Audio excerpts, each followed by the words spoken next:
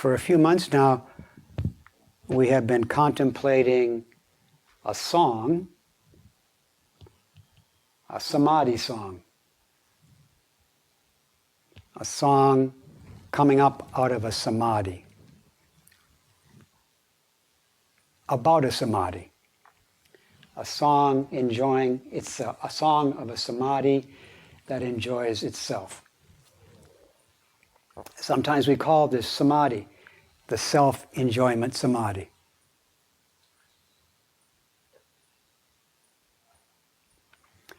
In this case, the Samadhi is called the precious mirror Samadhi.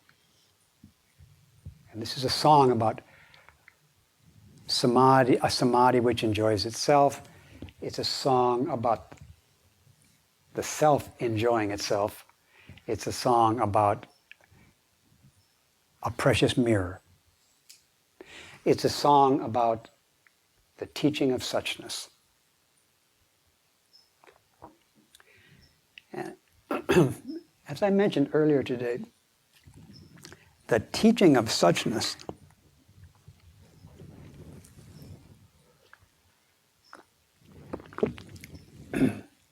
is intimately communicated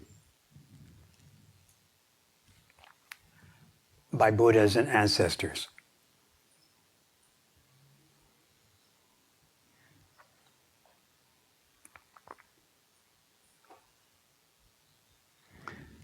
The teaching of suchness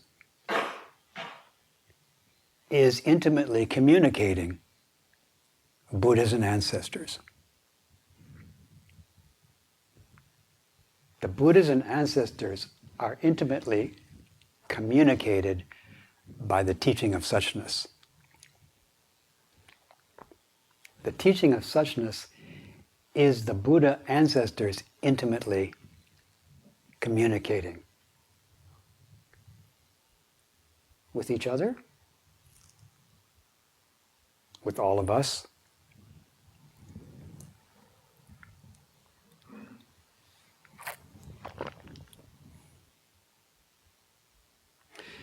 The teaching of suchness is the intimate communicating.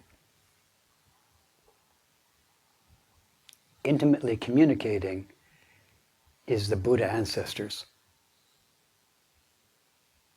teaching of suchness. Buddhas and ancestors intimately communicating.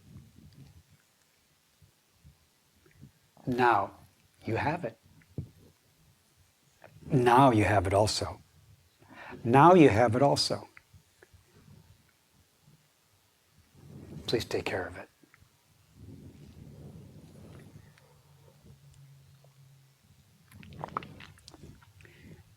This teaching of suchness, I also mentioned, according to the song sings the use of this teaching, the use of this intimate communion is a guide for all beings. And its use removes all misery. Some people might think, or actually do say, I would like some guidance. And they might think, I would like somebody to guide me, or some teaching to guide me. This teaching of suchness guides us. And what is the teaching of suchness? It is an intimate conversation. It's not somebody outside, it's a conversation. That is actually the guide, to be in this intimate conversation. In that intimate conversation, we are guided. Or that is the guiding. That is the relieving, to be in this intimate conversation.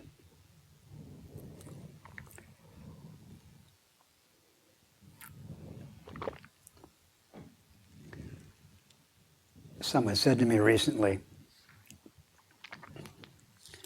sometimes I take notes on what people say to me. Somebody said, I don't understand how the teaching works.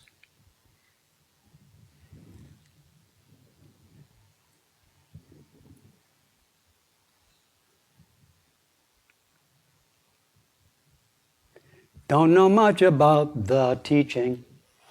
Don't know much about transmission.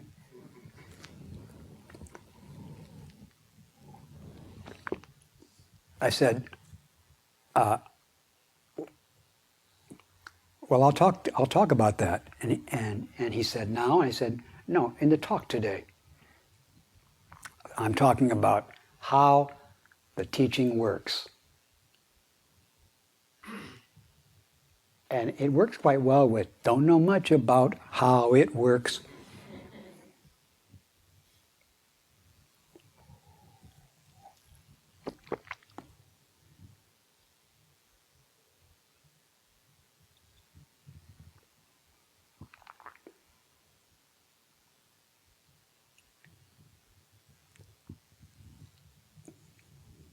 In the song, there's a line which can be translated something like, it is bright at midnight.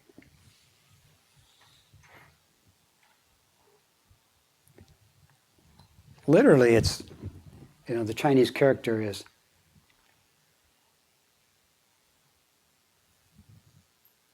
night, middle, which we sometimes call midnight. It is bright in the middle of the night. So the middle of the night is the middle of the night, but also to be in the middle of the night. That's where the intimate conversation is bright.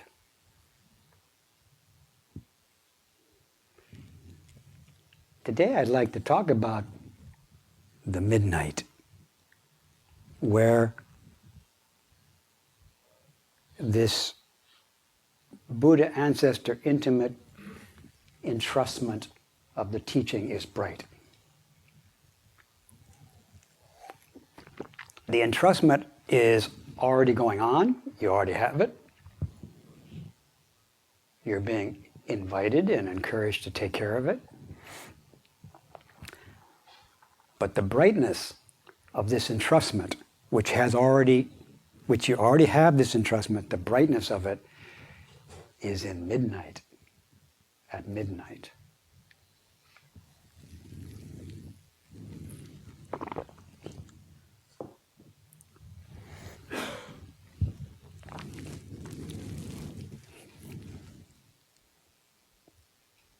Some other good news from one of our friends is there is calm and ease periodically in the midst of anything. You could also say in the midst of everything, but anything is slightly different. No matter what it is, there's periodically calm and ease.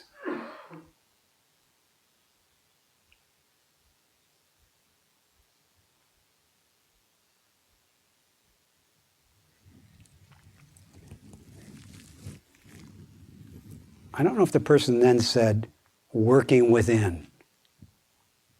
At the end of the scripture, at the end of the song, it says, practice secretly, working within.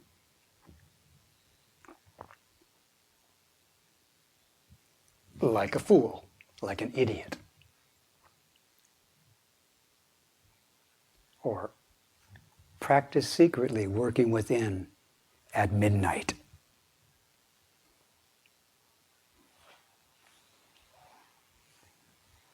How foolish to practice at midnight. But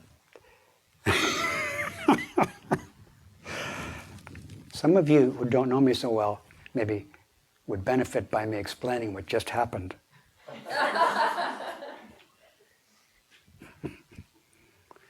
Oftentimes, funny things occur to me, and I laugh before I tell you what it is. This is one of those times.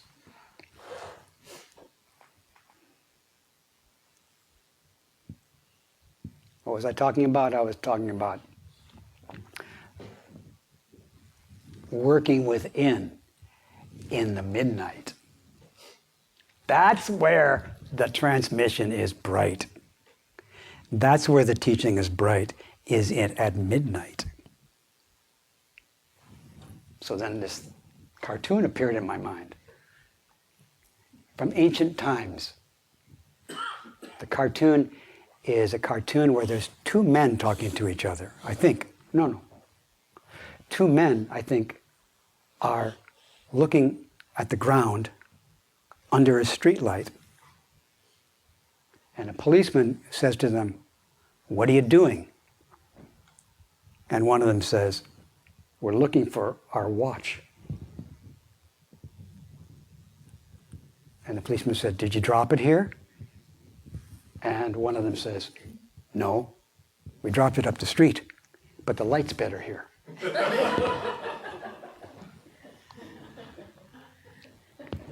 We like to look for stuff where there's light.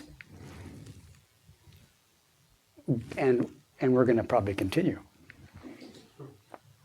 This teaching is saying, even when you're looking for things in the light, still there's a possibility of working within the midnight of the moment.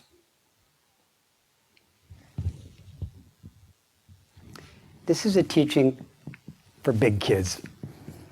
It's a teaching for adults, or at least parental guidance. So I hope you have some parental guidance, or that you're just straight out ready to be a parent. But parents in this tradition are also children.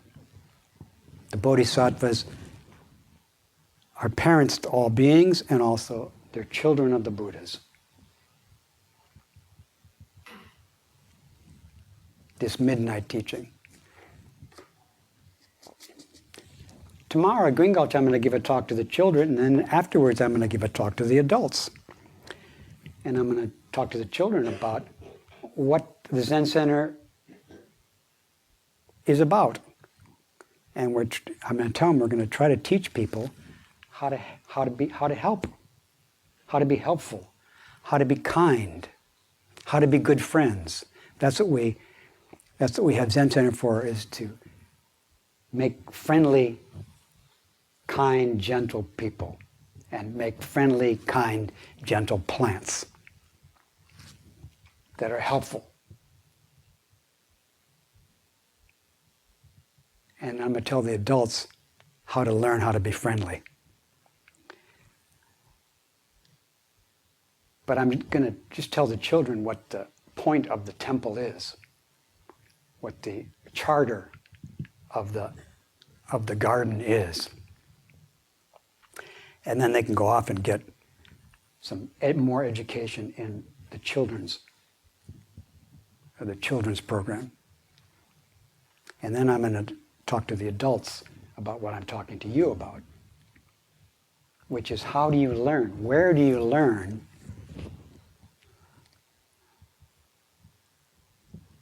where's the guidance that actually leads us into the good friendship, which it brings peace to this world? And it's in the midnight.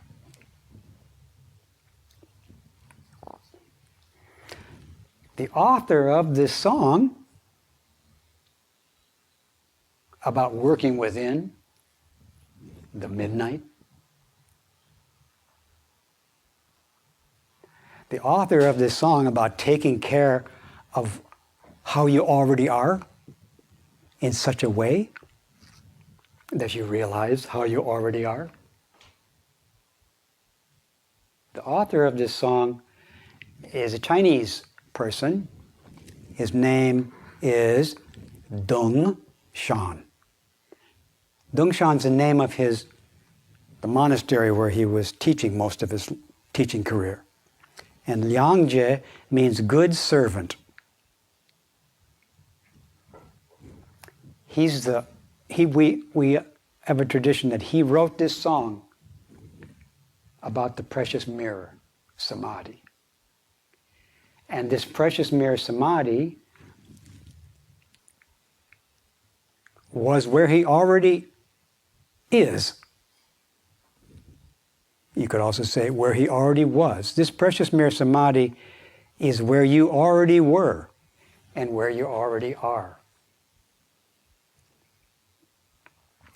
But if we don't take care of it, we could possibly miss it. So we want to encourage the care of this Samadhi. Samadhi is a kind of awareness. It's an awareness that's not distracted. It's an undistracted awareness of the precious mirror. It's an undistracted awareness of undistracted awareness enjoying undistracted awareness.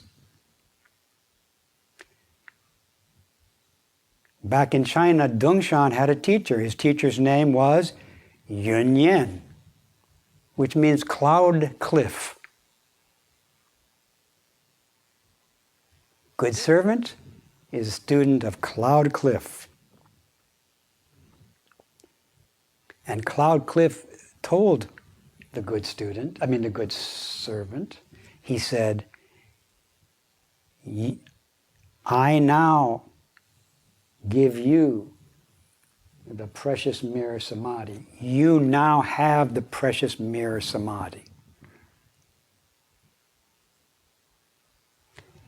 We already are this way, but yet we must receive it. And he did receive it. His teacher says, you actually are this Samadhi. That's who you are. You're a good Samadhi servant. And then, having become this Samadhi, he sang this song.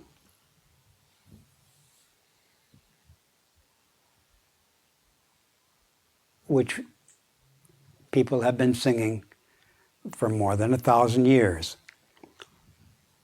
In China, Japan, Korea, Vietnam, the United States of America, Canada, Europe, South America.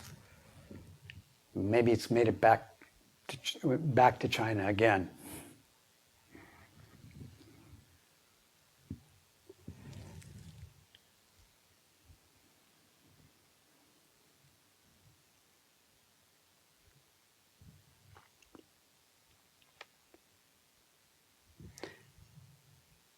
Shan was younger than his teacher, and his teacher passed on. And sometime later,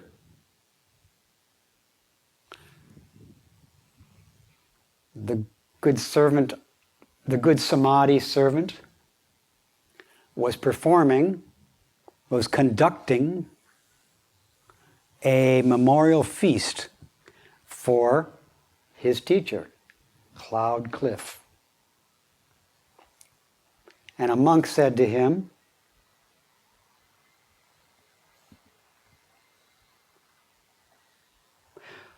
"What did you receive when you were at Cloud Cliff's place?"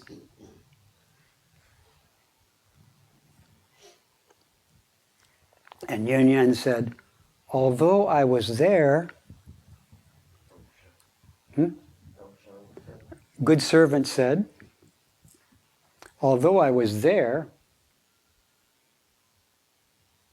I didn't receive any teachings. Although I was there with my teacher, I didn't receive any teachings."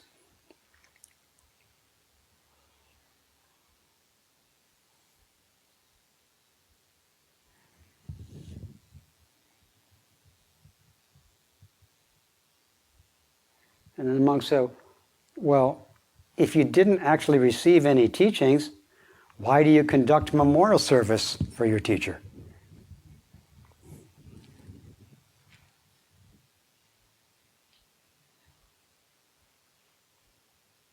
And good servant said, how can I turn my back on him?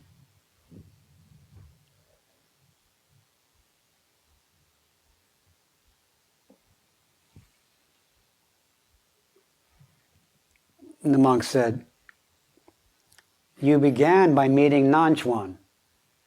He's referring to the meeting between good servant and Nanchuan, which means south spring. He met a great famous Zen master named Nanchuan. And Nanchuan recognized him when he was a young monk and said, this good servant is worthy of carving. And that the word got out. The young man became famous as being publicly recognized by a great teacher. And so this monk knew about that. Said, you were first recognized by Nanchuan, the great Nanchuan. So why do you conduct a memorial service for this kind of relatively unknown teacher who didn't give you any teachings? And good servant says, it's not my teacher's virtue or his teaching of the Buddha Dharma that I esteem, but only that he did not directly teach me anything.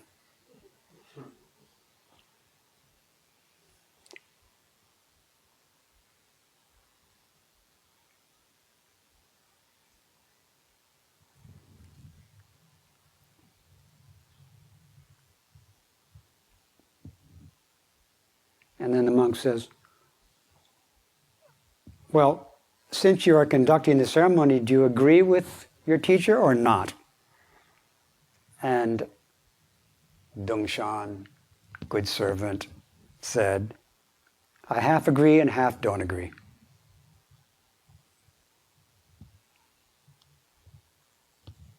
If I agree completely,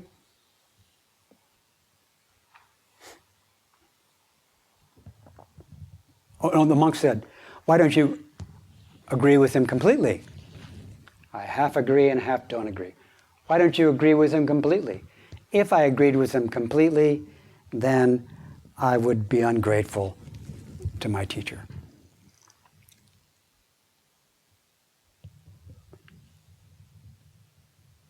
May I go over this story again? Starting in the back. If I agreed completely with my teacher, I would not be intimate with him.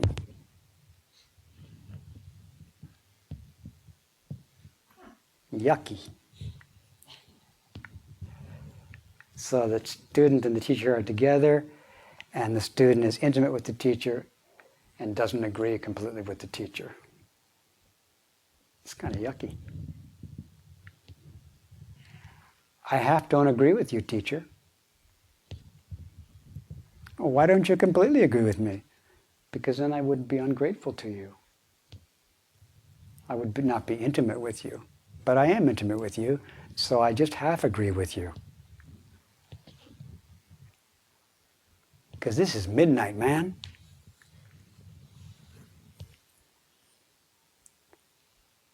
What's the yucky?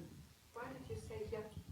Say it louder. Yucky? What was yucky? Well, it's kind of yucky to be sort of really close to somebody who doesn't agree with you.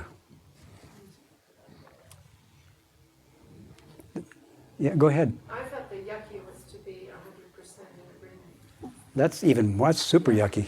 But we don't have that situation, right?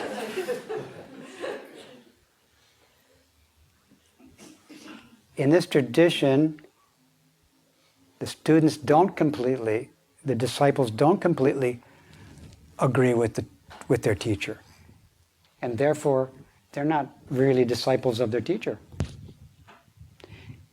If they completely agree with their teacher's teaching, they kill their teacher's teaching.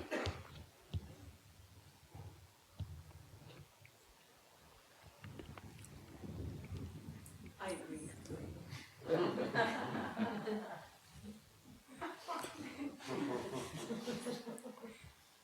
Completely? Do you agree completely? You get to agree half, or 1/3, or 2/3. Shan was half, and also half not. But be careful, don't. If you're half, make sure you're not just copying. Or if you're copying, make sure it's at midnight. How does agreeing completely kill your teacher's teaching? How does it kill it? It kills it by the same Dharma, according to the same Dharma, by which being intimate with the teacher takes care of the teaching.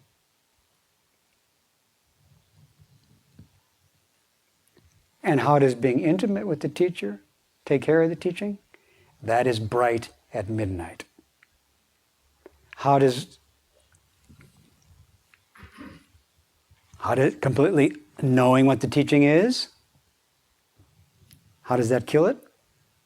How that kills it is bright at midnight.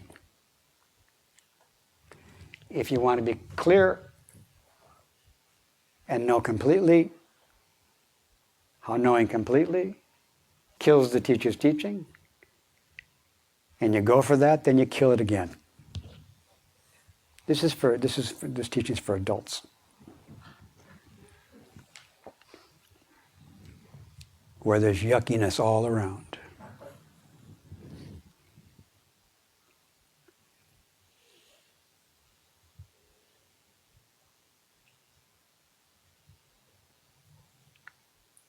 Yes? Could you say that agreeing completely would be touching? Is agreeing completely Could you say touching? that would I would say agreeing completely with the teacher. And what's the teacher? The teacher is a great mass of fire. What's the student? A great mass of fire. What's the intimate communication? It's a great mass of fire. To agree completely with the great mass of fire is like touching it. But also, it's turning away from it. It's both. It's not being upright with it to agree completely.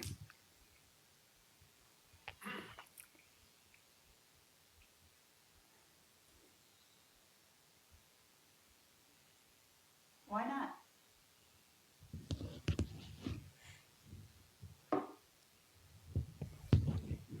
Why not? Why not what? Why is it? I don't understand that last sentence you said. That if you're agreeing completely, that's not being intimate with it, did you say? Pardon? Did you say you're not being intimate with it if you agree completely? Right. But also agreeing with it half is also not being intimate.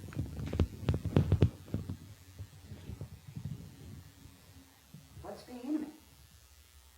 It's bright just at midnight.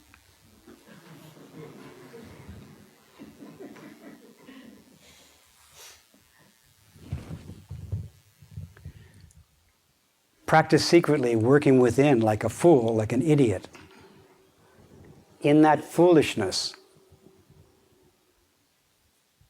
the uprightness will be bright.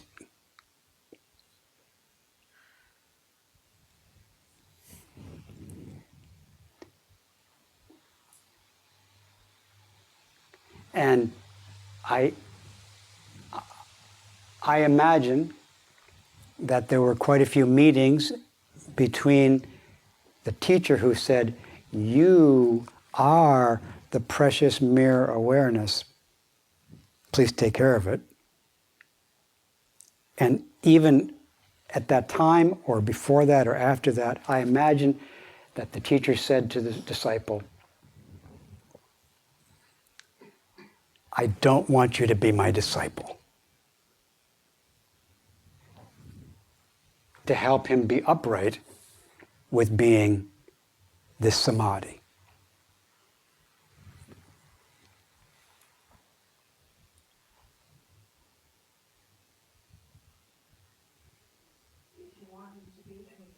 Hmm? Did he want him to be anything else? Anything else from what? He didn't want him to be his disciple. Did he want him to be something else? No. Matter of fact, he wanted him to be his disciple. Therefore, he said, probably, although I can't tell you where he said it, he probably said, "You are not my disciple. You are my disciple. I don't want you to be my disciple." He probably said all that, but I don't remember that he did. But some people have said those things.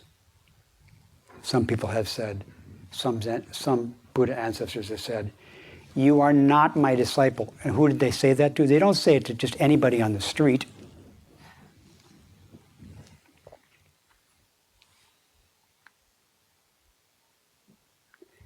"You are not my disciple," they say. Sometimes they say, "You are my disciple." And sometimes they say, "I don't want anybody to be my disciple." Does that mean they don't want some people to remember their teachings and transmit the words? Does it mean they don't want that? No. What does it mean? It means that if they happen to be transmitting the words of the teacher, they do it at midnight. They do it, they don't know what they're talking about. But they love to talk about this teaching, which they do not know what it is. They're so happy. It's so bright, being an idiot. Like being a Zen priest and not knowing what it is. And realize that it's kind of ridiculous to put on robes and everything and not know what you're doing. Now, most people, put on their, like when you put that sweater on today,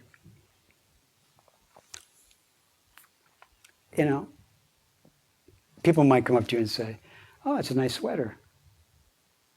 What are you doing wearing that sweater?" And you might say, "I don't know." And they might say, "Okay." Or you might say, "Well, I don't need to know what I'm doing wearing the sweater. I'm fine with that." That's more like not being a disciple. But to get all this, to get this fancy outfit on, with all the effort that went into making it and taking care of it, and then not know what a Zen priest is, it's kind of ridiculous, embarrassing, foolish. So maybe if I don't wear this outfit, then not knowing what I'm doing won't be so embarrassing. If you're going to draw this much attention to yourself by dressing unusual ways, you should know what you're doing. No, it's the opposite.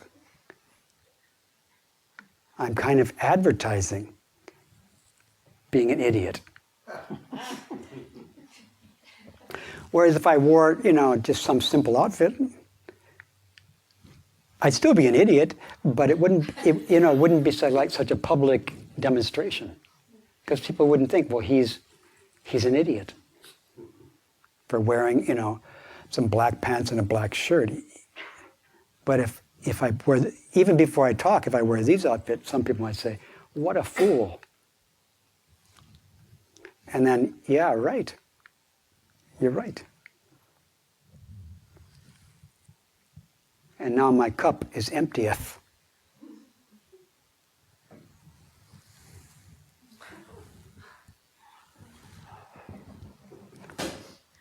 No thanks. Please stay.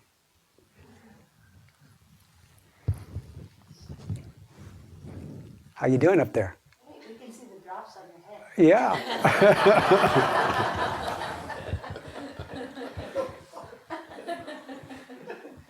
The moon reflected in it. Can you see the moon in it?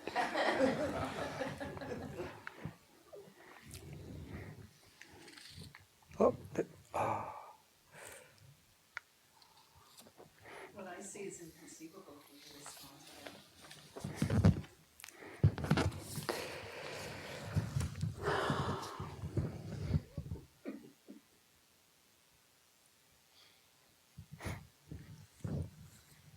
Thank you.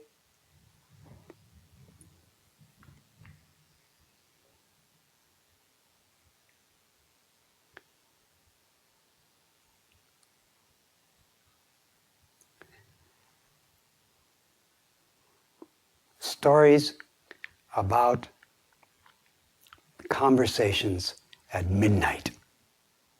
Stories about conversation when the teaching is brilliantly shining.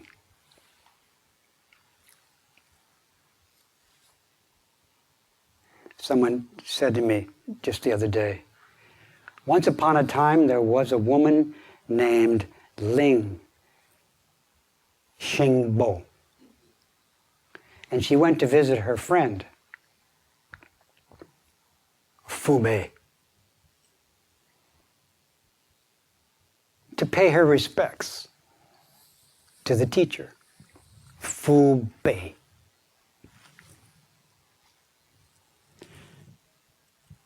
So she went and sat with him, and they drank tea together, and they sat together.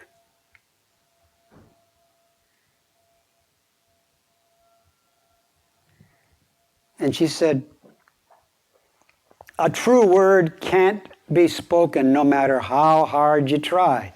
So how do you teach?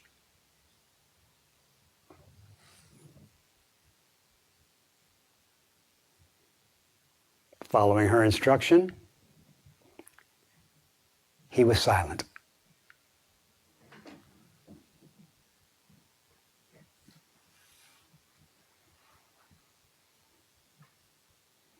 So then she says she was not satisfied with the way he followed her instruction. He told me, he gave me the teaching, I'm trying to practice it. She wasn't satisfied. So then she put her hands like this in her robe. She was wearing robes. She put her hands like this inside her robes. And she said, she cried, there is grievous suffering, even in a blue sky. And Abode was silent. And then she said, being a human is to live in yuckiness.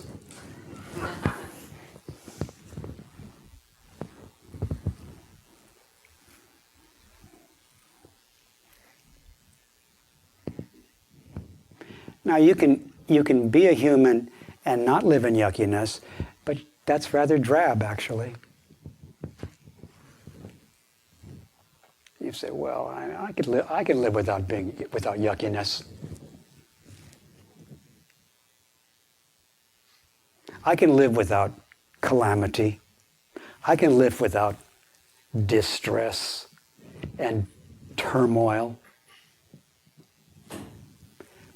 Yes, you can.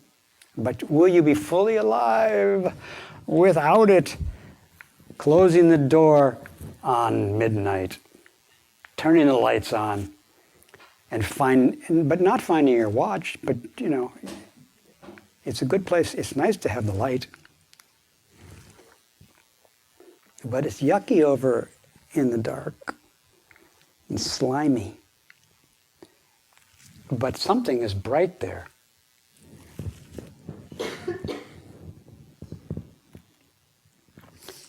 That's the end of the story. She says, to be a human being is to live in calamity. It's also to be calm and at ease periodically. It's also that.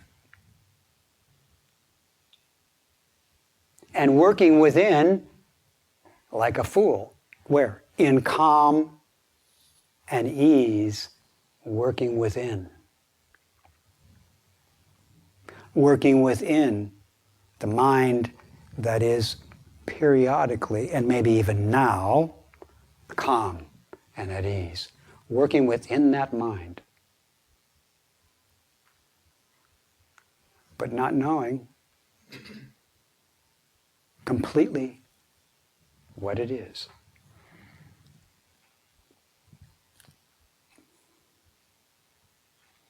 And it's the same when it's just flat out yucky, flat out distress. Work within that. How? In midnight. Not touching it and not turning away. And there it shines brightly. There is the true human,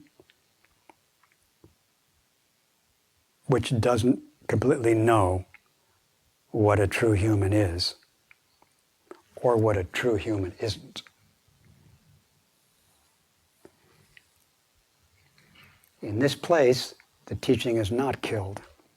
It is cared for, and nobody owns it.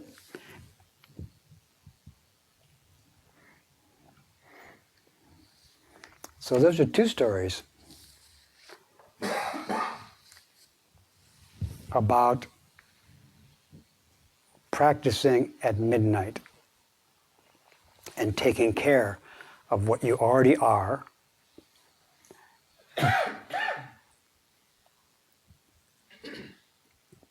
by entering this intimate conversation where one party is talking and the other person's talking, or sometimes one person's talking and the other person's silent, and the other person cries and the other person's silent, and the other person cries again. This is a conversation, but I don't know what it is. And the story doesn't exactly have an end. It's just that the last word is yucky. The last word is calamity.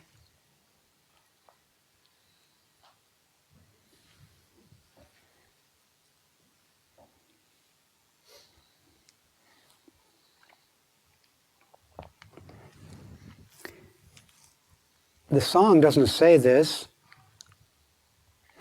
but another song says that this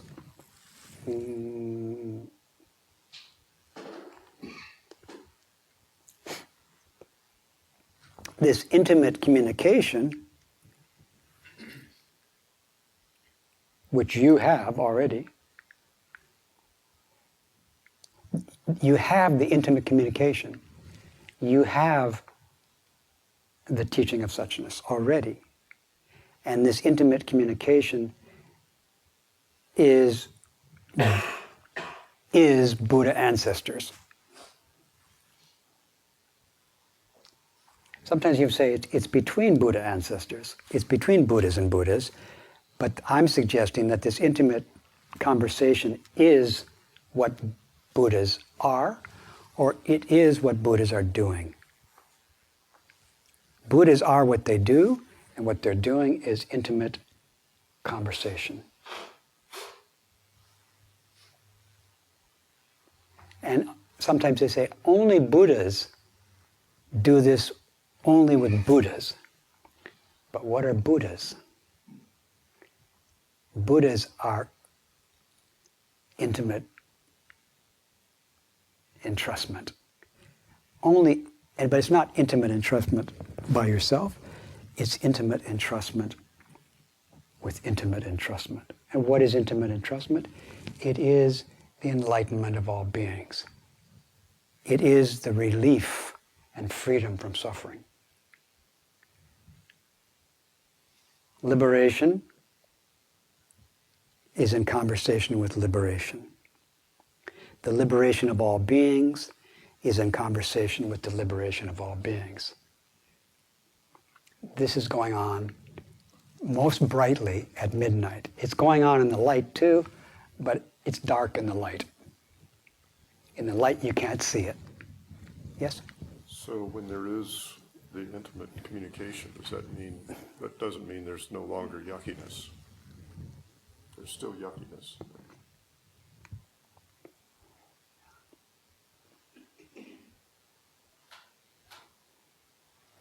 Yeah, because your dearest friend doesn't completely agree with you. And sometimes when they don't completely agree with you, they're quiet about it. But sometimes they say, I don't agree with you.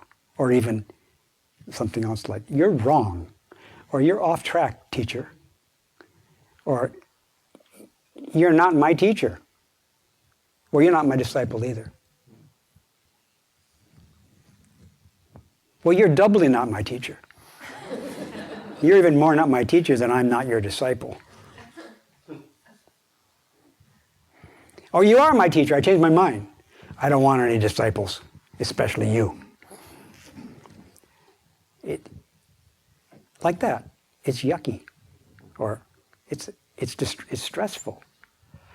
I don't usually say that to people. You're not my disciple, because I don't dare. They believe you if you say. What? They believe you if you say. But fortunately, they think I'm saying that all the time.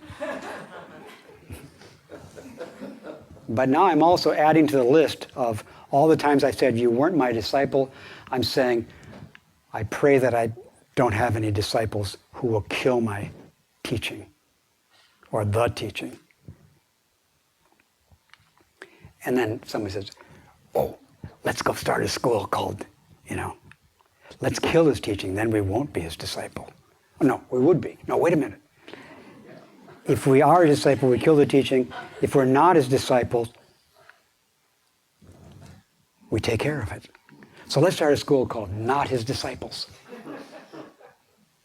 And then we'll be the true disciples. So that's an esoteric teaching. We are the true disciples who are not his disciples. And the ones who say they are killing it.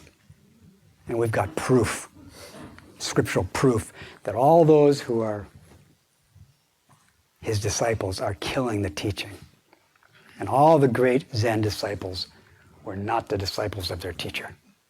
And we've got more stories like that for future discussion. But that's a lot for now. Isn't those 2 stories enough? But it's not always yucky. Sometimes it's ducky. This is so ducky. Oh, it's so ducky to be with you, teacher. Oh, I agree. This is so ducky. My teaching has been destroyed.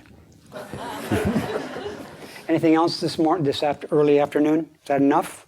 Yes. Will you tell me your name again? Faraday. Faraday. Yes, great. What a name. Forgive me for saying this, but I still You're don't forgiven. understand- Thank you. I still don't understand when you're saying you get your best answers at midnight. Is it literally midnight, or is it at the darkest time? Which one are you referring to? It's not even necessarily the darkest time. It's just like right in the middle of the night.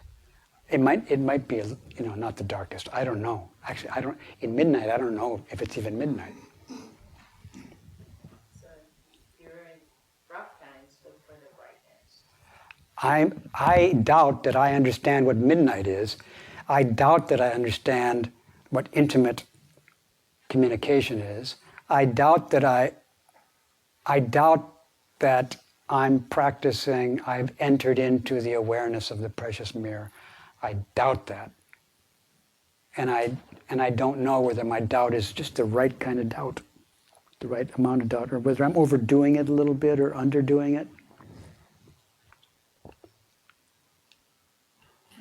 So I don't know really what midnight is. I don't completely know what I'm talking about. But I don't know if that's, and I'm not sure that that's midnight. But I think maybe it is. And at midnight, there's no clinging to this wonderful fire of our life.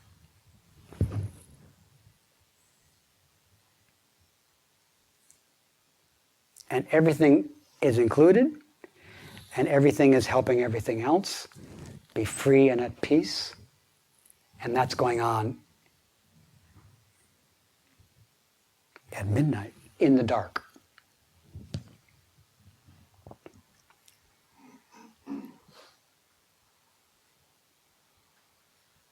And this is what we already have. There's some things which we don't have yet, like we don't have next year yet. In the light we don't have next year. But in the darkness of midnight, maybe we have next year. I don't know. And maybe we have yesterday. But in the light, I lost yesterday. Or anyway, yesterday passed away. and my teacher passed away.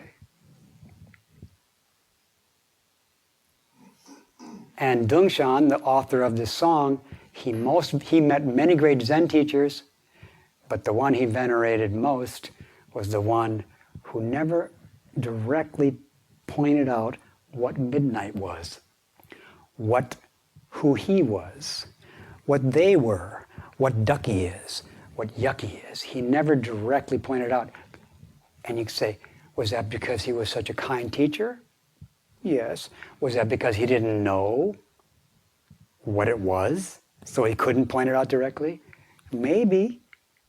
How about wondering about this for the time being? How about for the time being wondering about the intimate conversation, which is Buddha's and ancestors, which is the guide for all of us? How about wondering about that, which we already have?